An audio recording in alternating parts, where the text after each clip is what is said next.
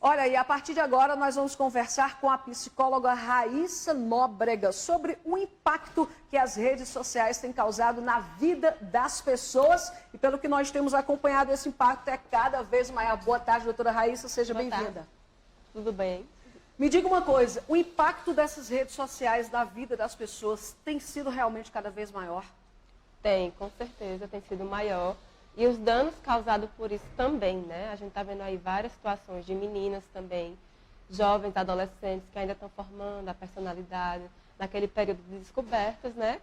E se deparam com uma sociedade de muita cobrança, principalmente em cima dessa questão da aparência, né? De um estilo de vida que a gente não consegue atingir na vida real mesmo.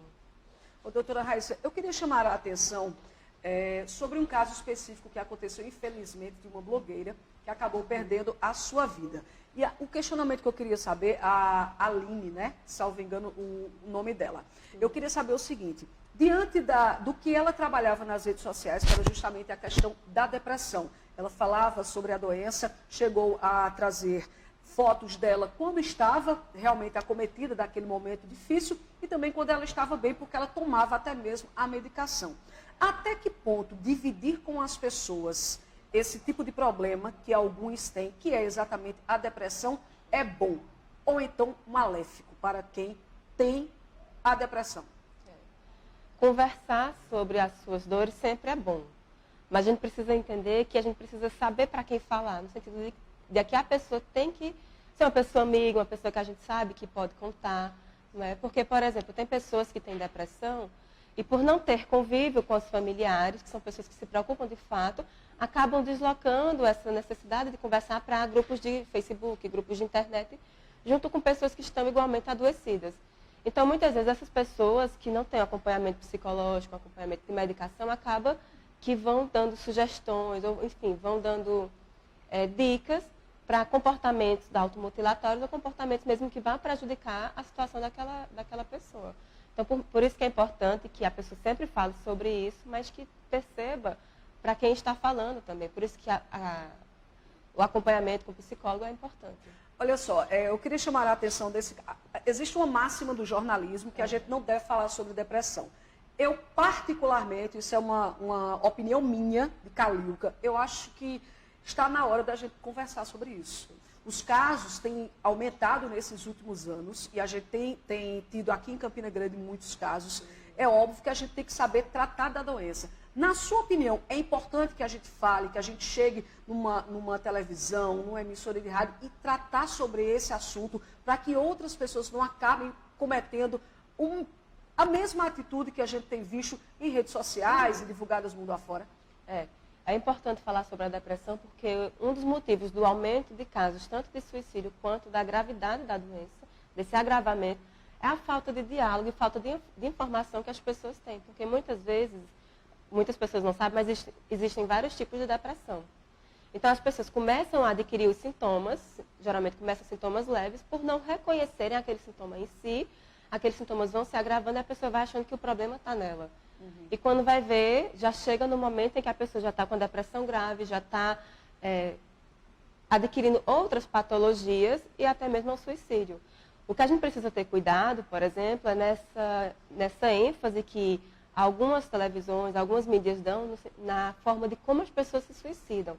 E isso sim pode gerar um efeito dominó, porque isso faz acender, dá um gatilho para aquelas pessoas que estão adoecidas mentalmente.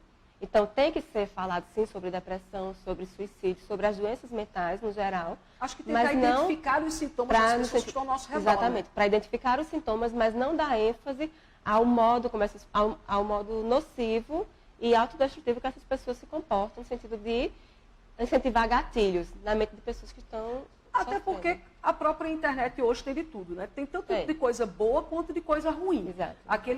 Aquela pessoa que é depressiva e que por muitas vezes não se trata e que a família não consegue identificar, ou muitas vezes a gente vê um jovem trancado 24 horas num quarto com um celular nas suas mãos.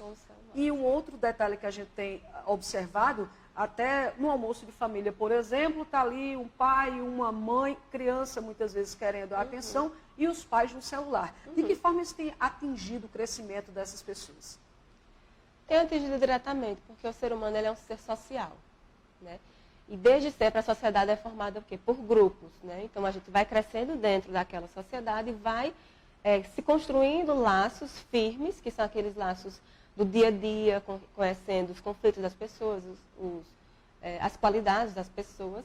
E o que é que está acontecendo? As pessoas estão deixando de desenvolver suas características, certo? Sua personalidade, porque não estão perdendo esse contato social, estão, ao invés de interagir com os outros, estão interagindo através das redes sociais. Porque isso gera uma facilidade.